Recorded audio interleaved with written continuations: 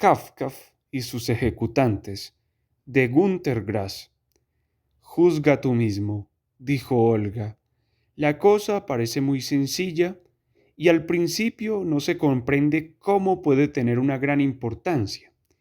En el castillo hay un funcionario muy importante que se llama Sortini. Me han hablado ya de él, dijo Kav. Fue uno de los que intervinieron en el asunto de mi llamada. No lo creo, dijo Olga. Sortini apenas se muestra en público. No le confundirás con Sordini, escrito con D. Tienes razón, dijo K. Era Sordini. Sí, dijo Olga. Sordini es muy conocido, uno de los funcionarios más diligentes, del que se habla mucho. Sortini, en cambio, es muy retraído y no trata con casi nadie. Hace más de 3 años que lo vi por primera y última vez. Fue el 3 de julio, con emotivo de una fiesta del servicio de incendios. El castillo participaba también y había comprado una bomba nueva. Sortini, que se tenía que ocupar en parte de los asuntos de los bomberos, o que quizás ostentase la representación de otro, porque los funcionarios se representan unos a otros, con lo que es muy difícil saber de qué se ocupa uno u otro de los funcionarios, participaba en la entrega de la bomba. Naturalmente, habían acudido además otras personas del castillo, funcionarios y criados, y Sortini estaba, como correspondía a su carácter, totalmente apartado, al fondo. Esta cita de la novela El castillo de Franz Kafka, la cual empezó a escribir en 1922 y dejó incompleta, lo mismo que América y el proceso, pretende servir de introducción a algunas reflexiones en torno al 10º aniversario de la ocupación de Checoslovaquia como modelo del carácter kafkiano de la burocracia y punto de partida literario. Puesto que no escasean los análisis políticos de los sucesos que condujeron al 21 de agosto de 1968, quiero derivar de esta visión de Kafka sobre la administración total algunas preguntas acerca de las estructuras a que las sociedades del este y del oeste, dejando aparte su poderío militar, económico e ideológico, están más que nunca sometidas. ¿En qué forma prosigue la actividad de Sortini y de Sordini? ¿Qué persona o qué agente inevitable encubre sus competencias? ¿En qué se basan las atribuciones para todo y nada? ¿Cuál es la relación recíproca entre el aumento o el descenso de la burocracia y la corrupción? ¿En qué momento los aparatos administrativos comienzan a volverse inmateriales y parabólicos en el sentido establecido por Kafka? No es posible dar una respuesta unívoca a estas preguntas, pues la naturaleza de la burocracia, incluso en el ámbito insignificante de la antesala, es ambigua. Aproximarse al castillo significa perder de vista sus contornos. No importa la ideología que acompañe.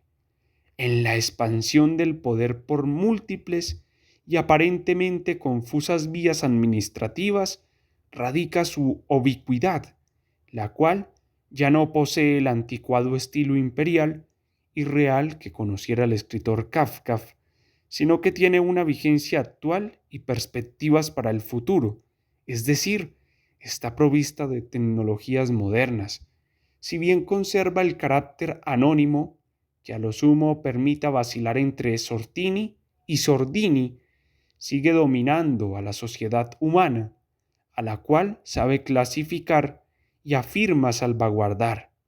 Hace valer su control sobre el individuo, sea este funcionario o ciudadano, o lo enreda en infracciones, en nombre de ciertas leyes, tanto con aire antiguo como alteradas. La burocracia es la única organización internacional puesta por encima de las potencias ideológicas que en todo el mundo defienden su pretensión a ser los dueños únicos de la verdad, que con base en ella se excluyen mutuamente y a menudo se enfrascan en luchas hasta la destrucción total. Se considera omnipotente, sola se certifica. Después de cualquier cambio en el sistema ideológico continúa trabajando, casi sin trastornos, porque sabe integrarse en los respectivos sistemas nuevos, sin atender a consideraciones de valores. Nada es capaz de sustituirla. Aún durante los tiempos de máxima agitación política, en medio del caos revolucionario, confiará en su propia legalidad, sobrevive e incluso guarda su olor. Tal calidad convence. Cuando todo se hace pedazos, hay una gran demanda de estabilidad. ¿Qué sabríamos sobre nosotros mismos y sobre los demás si no perdurasen, como perpetuas rendiciones de cuentas, la cédula de identidad, el cuestionario, el legajo personal, el expediente? Nada saldría a la luz, de no ser por estas secreciones de papel de la existencia humana, llamadas documentos. Sin la intervención de la burocracia, que todo lo conserva, no se hubiera logrado, por ejemplo, hacer reconocible, hasta un grado excesivo de claridad, el retrato del juez de la Marina y posterior presidente del Consejo de Ministros, Hans Filbinger. Espanta el hecho de deber tanto conocimiento a la burocracia. La circunstancia de que Filbinger, dedicado a hacer averiguaciones sobre otros, se haya convertido él mismo en una víctima de este método, no mitiga la naturaleza problemática del asunto, sino muestra que el disimulo partidista y aún más la piedad son ajenos a la esencia burocrática. Ni rango ni nombre hacen mella en su memoria. Si Filbenberg se llamara Fildenberg y admitiera una confusión parecida a la de los funcionarios del castillo de Kafka, Sortini y Sordini, Fildinger, que no ascendió a presidente del Consejo de Ministros, sino siguió ejerciendo con éxito su carrera de abogado, no tendría nada que temer, aunque el conocimiento que por medio de la burocracia pudiera adquirirse acerca de él fuese más aterrador todavía que la revelación que nos espantara con respecto a Filbinger.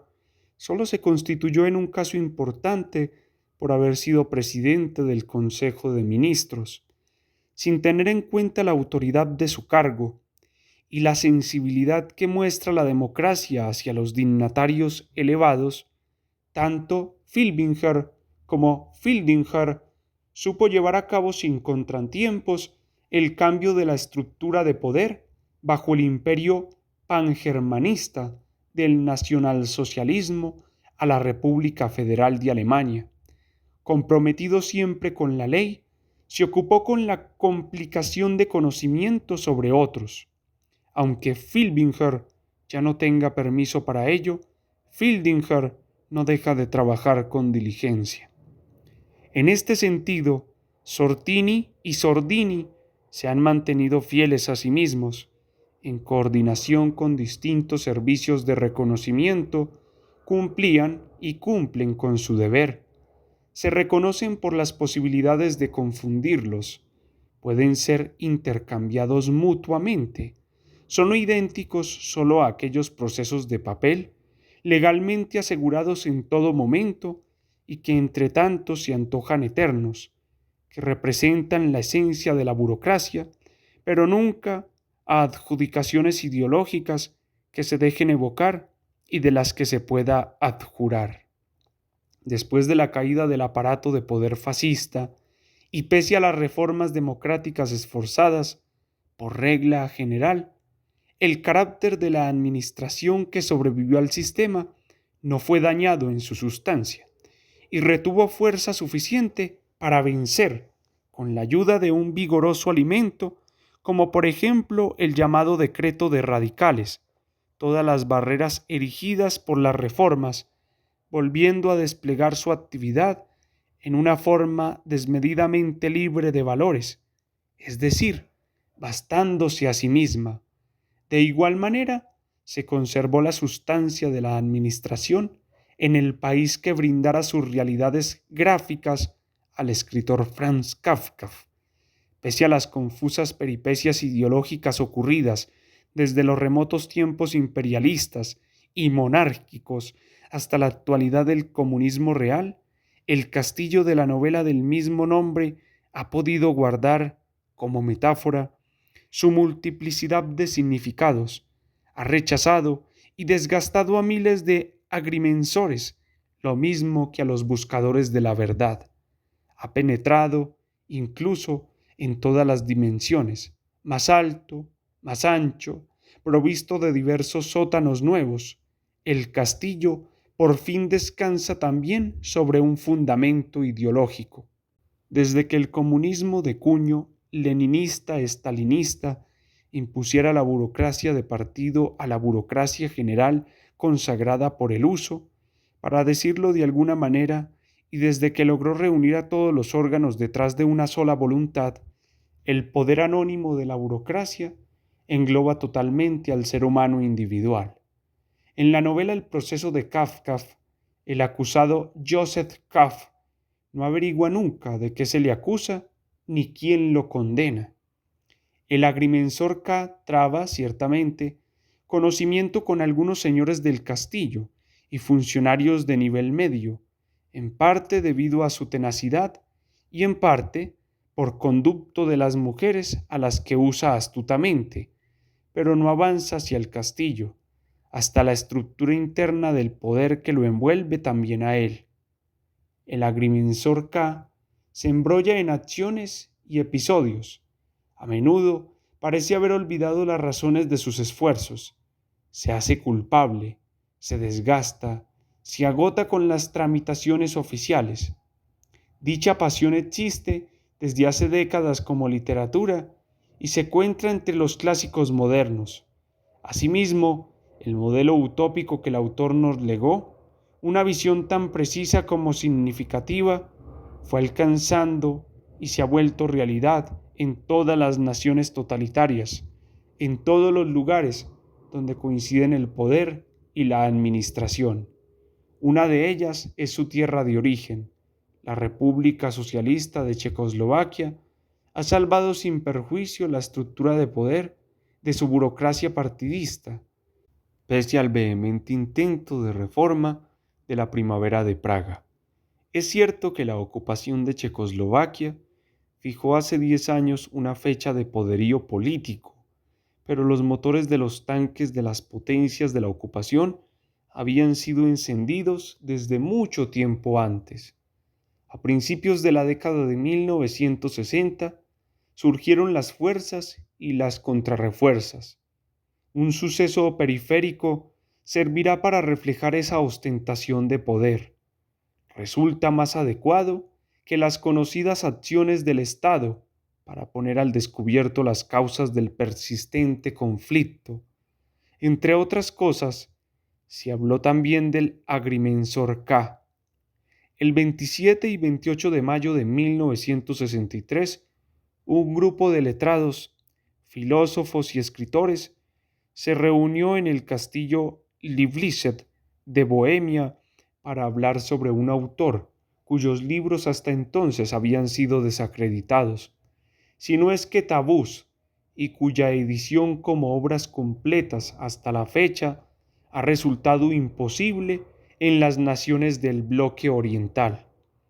Al dar por sentado que desde el 20 Congreso del Partido Comunista de la Unión Soviética no solo había cobrado importancia la tesis política de la coexistencia, sino que también se permitía, dentro de ciertos límites, la crítica al estalinismo, principalmente bajo el lema de la pasada fase del culto a la personalidad, es posible concebir la conferencia sobre Kafka llevada a cabo en el castillo Liblice como una temprana señal de la primavera de Praga.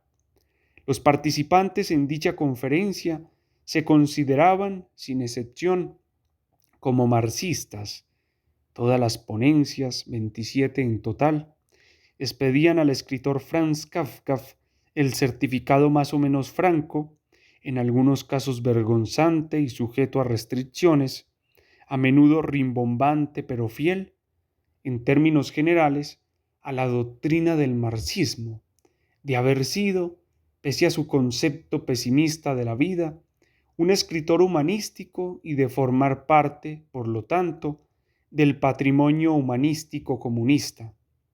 Fue calificado de progresista. Si bien actualmente estos dictámenes parecen ridículos, en ese entonces fueron muy necesarios. Solo esa muletilla admitía discutir a Kafka, presentárase con convicción o guiñando el ojo, el testimonio de que el escritor hasta entonces proscrito o callado fuese un humanista despejó el camino para reflexiones ulteriores. A manera de resumen, más tarde se hizo la siguiente declaración. La conferencia se esforzó por lograr una aclaración ideológica de los problemas literarios relacionados con la obra de Kafka. Algunas ponencias plantearon asimismo, naturalmente, preguntas referentes a la política cultural de ciertos países, sobre todo la cuestión de si deberían editarse las obras de Kafka. El intercambio de opiniones fue provechoso también a este respecto, aunque la conferencia, desde luego, no gozaba de la autoridad como para participar en la solución de estos asuntos, ni podía tenerla. El posterior destino de algunos asistentes a la conferencia pone de manifiesto las conmociones que han afectado al comunismo desde entonces. El presidente de la misma, Eduard Goldstuckert, lo fue también de la Asociación Checoslovaca de Escritores durante el efímero periodo de Dusev. Actualmente vive como emigrado en Inglaterra.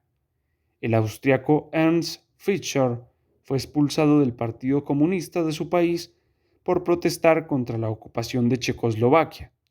Roger Garaudit tuvo que abandonar el Partido Comunista de Francia por decisión de su comité central.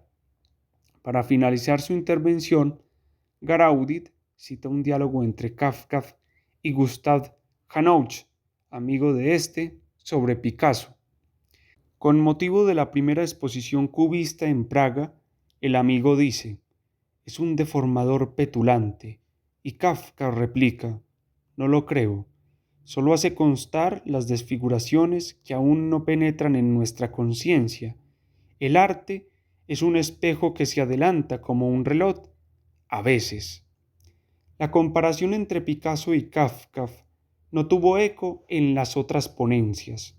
Ninguno de los participantes deseaba ir tan lejos. Fueron más frecuentes los intentos de demostrar una temprana relación del joven Kafka con el socialismo. Una y otra vez se aseveró que Kafka había logrado, especialmente, revelar la enajenación del ser humano dentro del sistema capitalista. La crítica burguesa del oeste fue censurada por mistificar a Kafka y suprimir su posición crítica ante la sociedad. A esto, el filósofo polaco Roman Karcz respondió en la siguiente forma: «La crítica burguesa ha sido acusada de falsear el sentido de la obra de Kafka. Es más, incluso se afirma la necesidad de defender a Kafka contra ella. Tales asertos olvidan, sin embargo, que durante muchos años después de la última guerra mundial no escribimos una sola palabra sobre Kafka, sino que lo callamos. Muchos nos han exhortado a leer de manera racional a Kafka, pero ¿es posible siquiera leer racionalmente a un novelista? En mi opinión debe ser leído y sobre todo impreso». Ernst Fischer, por su parte, pidió una aplicación práctica al socialismo. Kafka es un novelista que nos atañe a todos. La enajenación del ser humano, pintada por él con máxima intensidad, alcanza dimensiones monstruosas en el mundo capitalista. Sin embargo, el mundo socialista no la ha superado tampoco, de ningún modo. Vencerla paso a paso, mediante la lucha contra el dogmatismo y el burocratismo, en nombre de la democracia, la iniciativa y la responsabilidad socialistas, constituye un proceso que tomará mucho tiempo y representará un enorme cometido. La lectura de obras como El Proceso y El Castillo es indicada para contribuir a la solución de dicha labor. El lector socialista hallará en ellas algunos trazos de su propia problemática y el funcionario socialista se verá obligado a presentar argumentos mejor documentados y diferenciados con respecto a muchas cuestiones.